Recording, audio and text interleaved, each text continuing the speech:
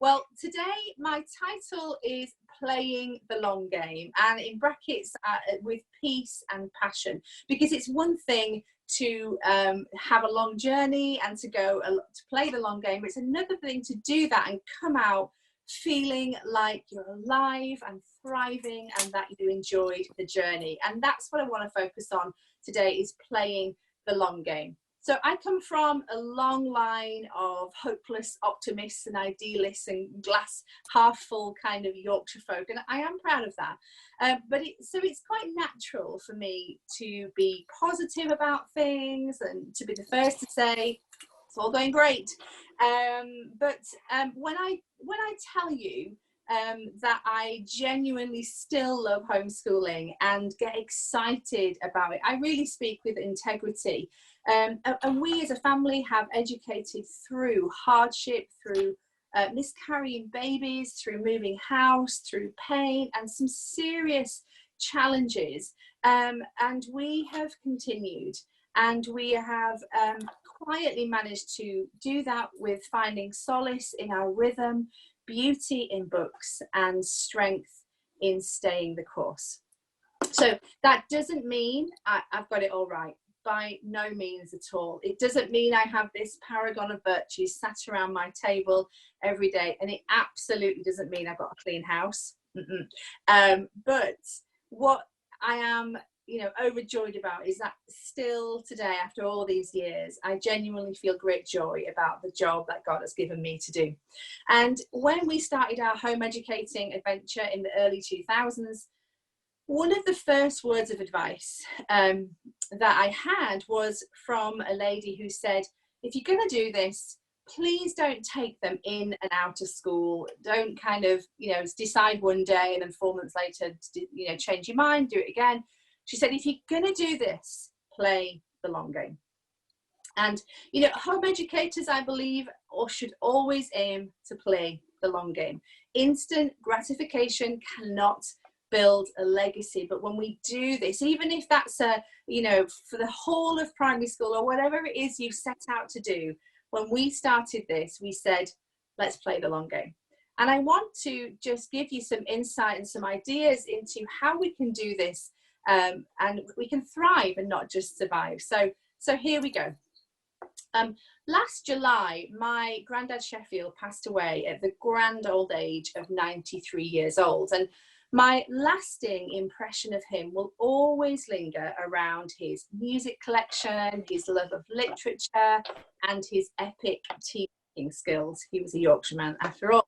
And when someone passes away, we naturally talk and think about their life. And it really got me pondering heritage and legacy and the delicate nature of the life we lead. My granddad was amazing. He was really wise enough and just kind enough, really, to record his memoirs. He wrote all his memoirs down, and some of my brother published. So we all have this book in our house that we can read about his life. But obviously, classically, I didn't really read them properly until after he died. And I have so many questions now. A particular part of his memoirs caught my attention, and I'm going to read a little bit of it for you. He said this. So he's remembering a time when he was visiting family in Yorkshire, somewhere where he used to go all the time. And he says this: I remember when visiting them with my mother, and even when going there with my father, how imposing the streets looked, as did the local park during Sunday walks. On recent visits, however, the park, which I had thought of as the Garden of Eden, had shrunk incredibly and was unimpressive. An excellent example of the reason why it's not wise to visit the scenes of one's childhood. William Wordsworth put it succinctly, this is still my granddad writing, in his Ode on Imitation of Immortality, in the following poem. There was a time when meadow, grove and stream, the earth and every common sight to me did seem, apparelled in celestial light, the glory and the freshness of a dream. It is now not as it hath been of yore. Turn wheresoever I may, by night or day, the thing which I have seen, I now can see no more. the late Harold Sheffield and Wordsworth, are making a comment on the innocence and the grandeur of childhood, the beauty of beginnings, but the sadness of realizing as we get older that it was not all you thought it was. I have observed many beautiful beginnings for many people with the home educating community. The energy and passion that comes with shopping for books and curriculum and making new friends, joining groups, setting up a lovely learning space in a corner of the dining room and adorning your spare walls with posters. Maybe you've even started a blog. For a year in, or sometimes for people months, you begin to tire. You get bored, or even worse, you compare and the fire grows dim. My question today is, how do we keep Eden alive?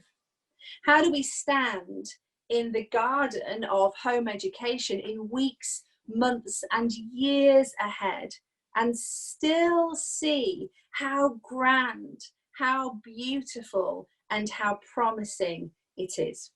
In our time together we've got here on Zoom, I want to give you 10 tips for playing the long game. As a Christian, I have learned that cultivating a devotional rhythm has been key to my mothering and my home educating life. Also, getting lots of fresh air and exercising and not eating junk, you know that. It always makes us feel completely different about our life. And I'm more than happy to answer questions on that off this particular session, or otherwise we'll be here all day. You can message me on the app. One of my favorite Bible verses describes God's word as a lamp to our feet and a light to our path. And time again, diving into scripture has brought guidance and wisdom where I've needed it. And there are so many things that come into playing this long game. And I'm going to quickly go through 10 of them. And the 10, they all begin with C because I like alliteration. And I will have this list available for you either tonight or tomorrow. You'll have the list up on the app somewhere. Okay, so let's go. 10. All right, number 1 is children.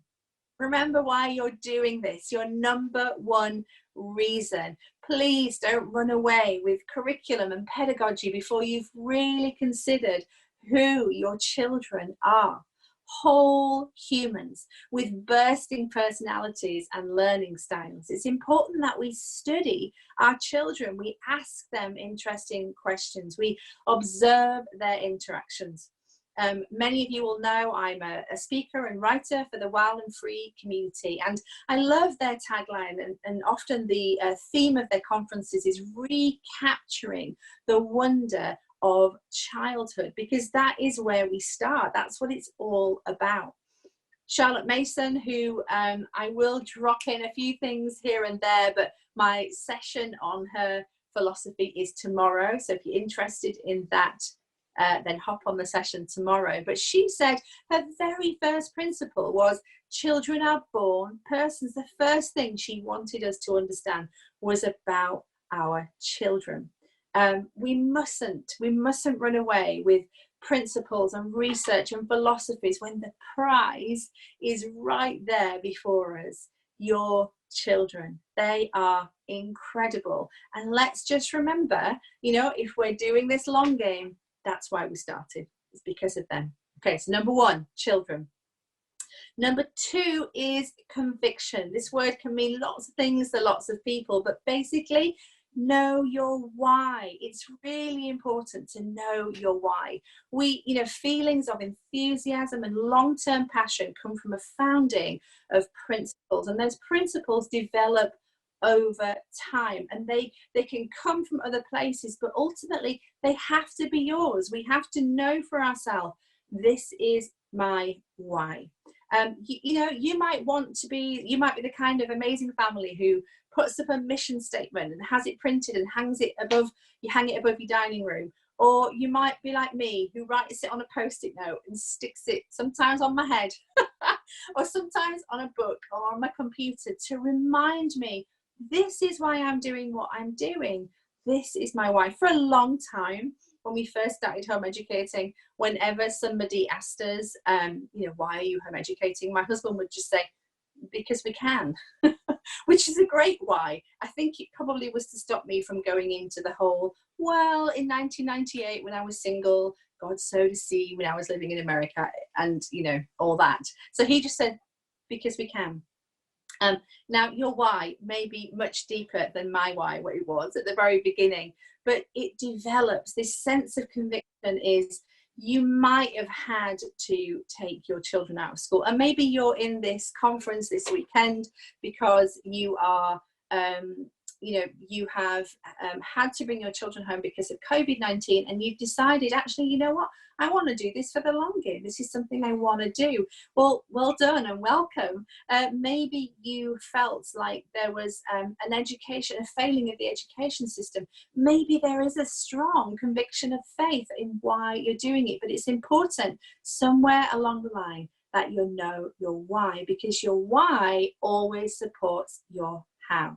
So it could be biblical, philosophical, practical, or just for fun, because it felt like a great thing to do. Just know your why and remind yourself time and time again. Stick it on a Post-it note, print it out on a beautiful picture. It doesn't matter, but know why you're doing what you're doing, because on the days when you forget, you'll need to see it somewhere. Even share it with a friend, and we'll get to that in a moment, but someone else who can remind you, hey, remember why you said that. I've worked with people and mentored people who have started homeschooling and really didn't know why they were doing it, somewhat because they'd felt the pressure of other people or felt like they needed to do it, and they lasted a matter of months and said, I can't do this because I don't really know why I'm doing it. So let me encourage you. Number 2 is conviction. Number 1, children. Number 2, conviction.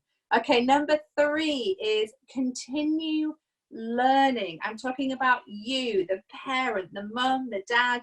You must continue learning. I'm going to make no apologies, quoting Charlotte Mason again here. The 20th century educator said this in one of her books, which is called Parents and Children. She said, and she's first of all talking about literature, and then she says this: we need not say one word about the necessity for living thought in the teacher or parent. It is only so far as he or she is intellectually alive that he can be effective in the wonderful process that we glibly call education. How do we stay intellectually alive? Stay curious, stay hungry, continue to read beyond the school books, create a rhythm of reading that sparks your thinking and your understanding and your conversation. Read books and articles that stretch your thinking, challenge your usual way of seeing the world, and cultivate creativity in yourself. Charlotte Mason also said, this is a well-known one for those who know her philosophy: if mothers could only do for themselves what they do for their children, we'd have happier households. Our intellectual aliveness is fuel for us and for our children. So when I use the word intellect, I don't want that to be a barrier to you. You don't have to have a PhD. I know we are in the company of some really, really clever people, but don't let that be a barrier. It's not about having letters after your name or even doing further or higher education. It's about you staying curious, staying hungry, and wanting to continue to learn. This has been a huge thing for me. I'm going to share my stack really quickly, things that I've been reading at the moment. We'll see how it comes up. Yes, so I read this weekend. This is just an essay or a lecture. Actually, this was a lecture on the Haworth study of Wesley and the Brontes, and I read it in bed Saturday morning with a cup of tea, and just underlined and jotted things into my commonplace book. If you don't know what that is, ask me later. I'm reading again, this Emerson Essays. I'm not reading it all. I particularly found one called The Poet. So I'm going to, there we go. I'm going to be reading that. I am, for my fiction, I'm reading this. Oops, can't see that. There you go. Always reading a bit of fiction, although I do need someone to remind me to do that because it's not my default. I'm reading, oh, you can see a bit of my room there. That was Madeline L'Engle, Walking on Water. And I'm always reading some poetry. And there we go. That is Eye of the Beholder. If you want any of those titles, just message me and I'll send those to you. But just thought I'd share my snack, the reality of, I don't read those every day. I don't sit for hours sitting and reading. But it's important to me that if I'm going to be stimulating to my children an interesting conversation, that I continue to learn. So, number one, children. Number two, conviction. If we were in a room, I'd get you shouting this out. Number three, continue learning. So important. Number four is consistency. Now, I'm going to say this a little bit tongue-in-cheek because I know people do change their mind on how they homeschool or what they do. But I have come across so many people who are so confused about the how, maybe because their why isn't solid enough, that they're constantly buying and selling curriculum and books and buying into new ideas. I really would encourage you to stay consistent with the way that you are facilitating the education in your home. Now, there's so much grace for the beginning when we're first starting and we're figuring these things out and we're not quite sure. But really, if you feel intrigued by a particular way of doing something, if it feels like more natural to you, then go down that route, find out what you can and stick to it, at least for a school year, because I think that consistency brings security for children. And I know that I found it's really, really fruitful, just being consistent with what you do. I see you selling and buying curriculum, and that's okay. But maybe it just needs, and again, we're going to talk about community in a minute, maybe it needs a conversation about what this really looks like for you and how to outwork that. But this has been key for me in the long game. And so many of you already know that I have been personally a student of and a practitioner of the Charlotte Mason philosophy. Again, talk about that tomorrow. But the fact that that has been a running theme, a golden thread through all that we've done for these many years, has been very securing for my children, and I do believe has been fruitful. You know, we test out things on our kids and they know, don't they? I remember when my older children were younger and I'd read this great parenting, this Christian parenting book, and I tried out a few phrases on my older daughter in some kind of challenging situation, and she immediately turned around and said, "Mum, what is that you're saying? Have you read a new parenting book?"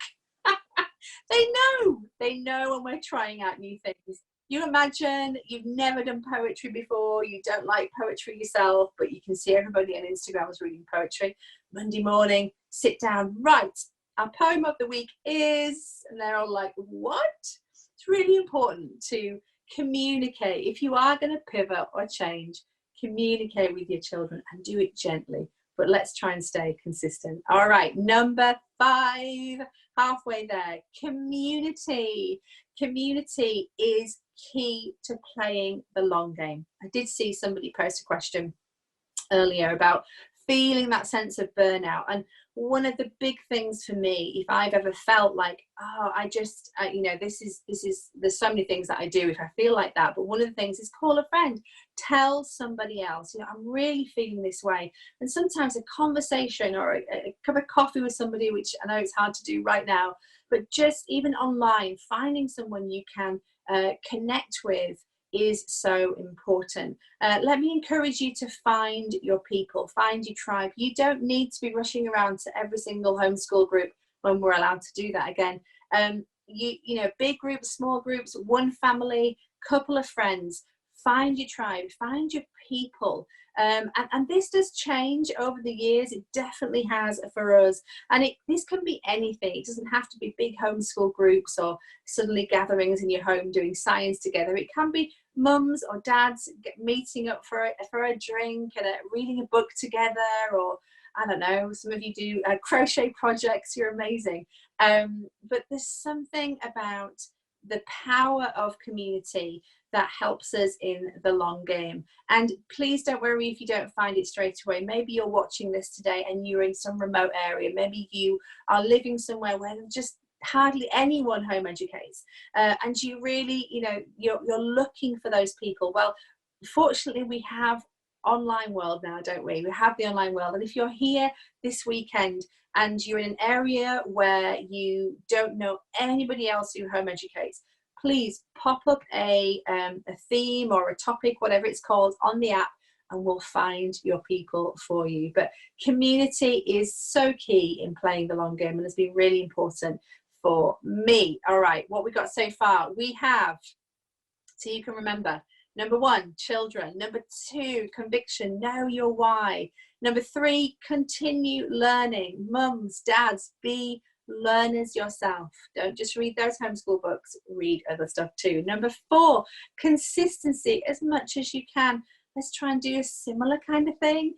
And number 5 is community. Number 6 is complication free. You will hear me saying this over and over again. If you know me, my friends know me, I'll say, stop overthinking it. Stop overthinking it. We all do it. You hear people all the time, don't you, in home educating circles. Are they doing enough? Are they doing enough handwriting? That's a big one. I don't think their reading is up to scratch or where it should be. And a constant, you know, this sense of stress and anxiety. Let me say this, anxiety is a sign that something needs to change. Something definitely needs to change. So I recommend, if you're feeling overwhelmed, if you're feeling anxious, there are so many things, I'm going to talk about that in a minute, what we can do about taking a break. But I would look at your expectations of your time. I'm not talking about the expectations of your children. They are going to go far. They'll be amazing. Don't you worry. But I'm talking about your expectations of your time, of your schedule, of your cleaning and cooking, and how many books you're going to read and how many schedules going on at the same time. I often recommend to people, look at your timetable or schedule, however you do it, chop it in half. You know, look at your list of things you want to get through that week, chop it in half, and then get through that list, and you'll feel great about what you achieve. It's really important to just, and sometimes it's great, these conversations, this also plays out in community, when you can say to a friend, you are really overthinking it. So a big thing that people say is they're getting behind. I think they're getting behind. I've seen it on the threads this weekend. I've had messages of people saying it. My child is getting behind. My question to that is, behind who? Because you are running your own race. Who are they behind? We have the freedom and the the liberty to home educate here in the UK, and it's incredible, but somehow we still get trapped in this system of where children should be at a certain time. I want to encourage you, run your own race. If you find yourself saying, I think they're behind, then you need to stop being behind someone and get yourself in your own lane. I say that a lot. Get in your own lane. Actually move your own lane, run your own race with your children, and you will see the strength and beauty in them. So, guys, let's stop overcomplicating it. Let's stop overthinking everything, because you are doing a great job. Your kids are doing a great job. And what I like to focus on is doing a few things really, really well. I think that's really important. So if you have come into this conference this weekend and you are overwhelmed, you're feeling anxious, you're feeling like you're just not getting anything done, first of all, I'm going to encourage you this in a minute, is to just pause for a bit, but look at what you're trying to achieve. Look at what you're trying to get done, and let's minimize it a little bit. Okay, so we're on number 7. Let's recap. Children, number 1. Number 2, conviction. Hope you're all shouting it out with me. Number 3, let's be continuous learners. So important for the long game. Number 4, consistency. Let's try as much as we can, do the same things for a while. Number 5, community. Find your tribe. Number 6, let's live complication free. So much easier, gets you through. Number 7 is call it a day. Now, I'm not saying give up or pack it in, but just know when to stop. Know when to take a break. Whether it's a day or 2 weeks, whatever it is, know when to take a break. This is really important. And this doesn't always mean quitting everything and everyone just goes watches TV for 2 weeks. This might mean just coming off the timetable, just putting away all the lists of things that you're trying to get through and just enjoying your children, focusing on maybe being outside or going to, when we can, going to places of interest, focusing on baking or doing gardening projects, but shifting. Sometimes it's not just stopping and kind of crashing. Sometimes a change, as they say, is as good as a holiday. So maybe it's a little bit of a pivot rather than a pause, but just ask yourself, do I need to pause or do I need to pivot? It's important. Our body tells us, our mind tells us, our situation, our environment tells us when it's time to pivot or pause. I've just sometimes gone, hey guys, I need to take 2 days to clean the house because I like my environment to be a certain way, not perfect, but just if it's getting out of hand, I have to do something about it. So I've said, okay, we're going to take 2 days and we're going to just concentrate on cleaning the house. And again, that was just a pause on one thing and just process with the other. Ladies, let me say this, gentlemen, I know you're in the room, but you will appreciate this too. You need to understand your cycle is really powerful, and it often dictates how you, always dictates how you feel week to week, So if there's a regular day in the month where you just feel like quitting and like you're the worst homeschooler in the world, it's not because you are, it's probably just because you need to have a nap at an early night and just rest your body. Check out Google Period Power. It's brilliant. You can do it with your husbands and wives. Understand our physical capabilities and times when we need to stop and pause. Understand your environment. It's so important. And stop before you're forced to. I really want to encourage you to do that. Protect your emotional, mental and physical well-being, and your children will benefit from it, and the long game will benefit from it as well.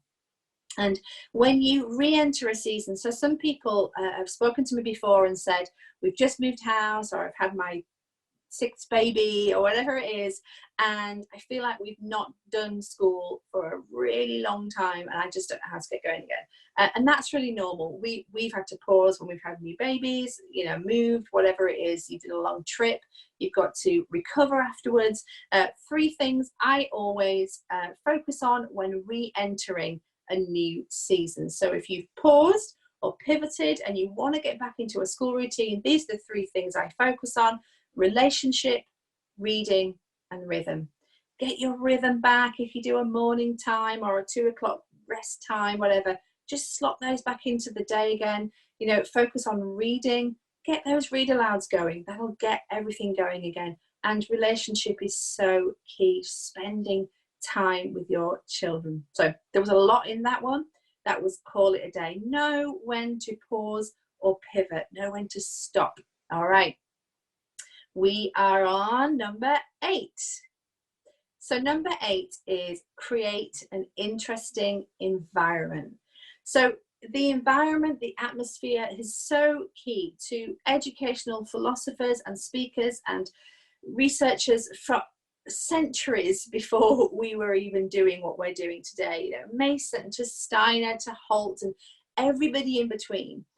Places this emphasis on the child's environment and the environment of the home. And this can be down to how it feels. Our teenagers would call this the vibe. Down to how we choose to live our life right through to what our children have access to in our homes.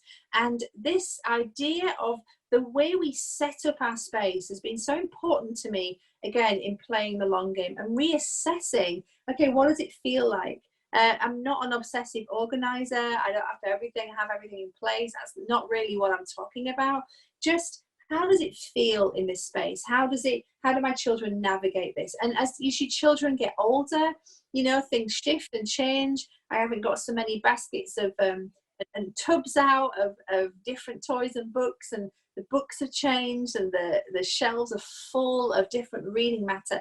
But it's assessing this situation. There's an unschooling speaker, influencer, I guess, called Sandra Dodds, and she came up with this concept of strewing. I do believe Alice may have talked about it before at a Learn Free conference, and I just find this idea really fascinating. And strewing is when you intentionally leave interesting things set up, or materials or books or just a corner, and you leave them around. You do that intentionally, and then you just step back and see how your children respond to that. I mean, that's just cool and fascinating. And no matter what pedagogy or philosophy you are guided by, I think we can all find ways of leaving interesting things around, just to see how our children engage with their environment and engage with the world.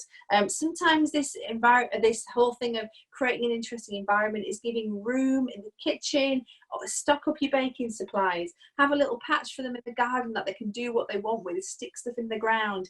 Maybe it's tools and nails and hammers and safely left out with bits of wood, so that they can actually navigate their own environment, their own atmosphere, and create this for themselves. And actually, it's so wonderful to watch, and so important that and another thing, if you're doing the pause or pivot, whatever stage you are at in that, this is a great thing to do. If you're pausing on your normal full schedule, where you're ticking lists or going through books, maybe try doing this for a couple of days while you take a breather, get caffeinated, read your poetry or whatever it is you want to do, and then if you want to get back into the game again. But just a few ideas about that. Charlotte Mason said that education is an atmosphere. That was one of the major themes, the motto in her philosophy, and she was referring to the thoughts that rule our lives, the things that kind of hang around a home without even being able to see them. Our conversations, our attitudes, the things that are easily picked up on by children. Children are so sensitive, aren't they? And again, this is why I think this whole idea of how we are looking after ourselves and cultivating a life of interest, because they pick up on that and they see and they hear. And you know what? It's, we practice in our house regular apologies and forgiveness, and our children see that as well, and that's part of creating the atmosphere. All right, we are coming into land soon. Let's do a little review. I want you all shouting out with me from your living rooms or your gardens, wherever you are. Number 1, children. Number 2, conviction. Know your why, because it really supports your how. Number 3, continue learning. Let's be interesting people and read interesting things. Let's visit interesting places. Number 4 is consistently, let's try and make up our minds on how we're doing this. Number 5 is community. Find your tribe, know your people. Somebody, one person or 10, doesn't matter. Find your communication. Let's find your community. Number 6, let's try and stay complication free. Just I want you to hear my voice in your head every so often. Stop overthinking it. We don't need to overthink these things. And the really important thing here is, if you find yourself saying, my child is behind, ask yourself the question, behind who? You're running your own race. Let's get in our own lane, and you'll do great. Also, in that, anxiety is a sign that something needs to change. Talk to someone. You need to assess that really carefully. Look at your environment, the people that love you, talk to them. If you're overwhelmed, something needs to change. Number 7, call it a day. Know when to pause or pivot. Know when to do something different, or know when to stop. Number 8, create an interesting environment. Number 9, this is fun. Capture great moments. And I like to call this a record of wins. There will be days You've had them. I know you have. When nothing goes right, no one does anything. No one wants to do anything, feels like doing anything. And then it's 5 o'clock before you know it, and you've not even opened a book. Welcome to many of our days. I want to encourage you to do this. And I encourage so many people to do this. Get yourself a notebook. I did have one nearby. I must have moved it.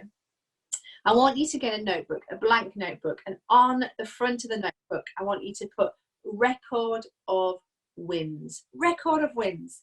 And you can do this on a great day. You can do this on a really, really tough day, but discipline yourself to just jot a handful of things, because it could be a couple of things down, that actually these were learning, and these were opportunities for learning in my day-to-day. This is what my child did. This is this is something that they saw outside the window. They made me laugh by saying this, anything at all. They wrote a birthday card to Granddad. And you might think, oh, I've done nothing today. But when you look at your record of wins, even if it's hostage negotiation or learning what natural cleaning product removes Sharpie from the wall. If anybody does know that, by the way, messages, let us know. But you look back at laugh at some of them, and sometimes it will be the encouragement you need. You look at your record of wins and you say, you know what, this was a great learning day, even if it didn't look like what I thought it would look like. Make sure you're recording. I'm not saying recording everything you do, but record the wonder, record the wins. Snap pictures. If you want to blog. If you want to go crazy on Instagram, go crazy on Instagram. You can make all those things private, or you can share it with the world.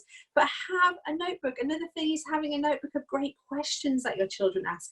Julie Bogart from Brave Writer, in her book, she says, have a wall of questions. I haven't really got space in my house, but she says, write your kids' questions down on Post-it notes and stick them on the wall, which I think is a really, really fun idea. So record these questions, connections, and investigations. And it's just encouragement, it's a reminder that you're doing your best and you're doing a great job. You're doing a great job. Okay, and number 10, we are absolutely coming into land now. Number 10 is really important. Comparison free. Comparison free. This is easy to say, but hard to practice at times, I know. The power of individuality and being yourself for your well-being and your children's education. Again, going back to that, staying in our own lane, running our own race is so key, because if we are comparing, then we are saying somebody else can do it better than me, and that is not true. It's not true. You are the best mother for your children. You are the best father for your children. You are the best home educators for your children. And you need to believe that. You need to understand that. And you need to not compare yourself to other people. And we have this wonderful world of social media, don't we? Where we can scroll our way through everybody's beautiful highlights. But let me encourage you just to, and this is great on a lot of the social media, you don't have to unfollow or throw things away forever. But when you're feeling in a better, you can just mute people. And when you're feeling in a better place and you want to see again, you just unmute them. So, but again, it's, as I've said this kind of thing before, who do you hand the microphone to? Who has the voice into your life? Because, you've got to check that. It's really important, especially one of the checks, I think, if you're feeling anxious and overwhelmed, the whole sign of something needs to change. It could be around who are you allowing to influence you and speak into your life. And you need to feel encouraged and know you're doing an amazing job. So my question today was, how do we keep Eden alive? How do we still stand in the garden of home education in weeks, months, and years ahead, and still see how grand, how beautiful and promising it is? A garden is cultivated through watering, through warmth, through pruning and enjoying, and ultimately through paying attention. Our long game needs our attention. I love that the poet Mary Oliver said that paying attention is our most important work. Her instructions for life were: pay attention, be astonished, tell about it. Playing the long game means staying the course, finding community, and consistently looking back just a little and telling yourself, well done, you're doing a great job. When my eldest daughter turned 16, my mum and I took her to Paris for the weekend, and she took 2 of her friends, and it was just delightful. It was amazing. And at one point we were walking towards the Musée d'Orsay, probably said that wrong, but and I was really giddy about this artistic genius environment I was about to walk into the presence of. And I overheard Naya excitedly say to her friend, "I'm so glad Mum did tons of picture study with us, because I've learned to look for longer and appreciate what I see." That day, Naya gave me a glimmer of gold, revealing that the moments, the hours, the days, the months, and the years are truly, truly worth it. So no matter where you are in your journey, maybe we can all learn to look for longer and appreciate what we see. You are all doing an incredible job, and I hope you'll join me with many, many in this community in playing the long game well. Thank you very much.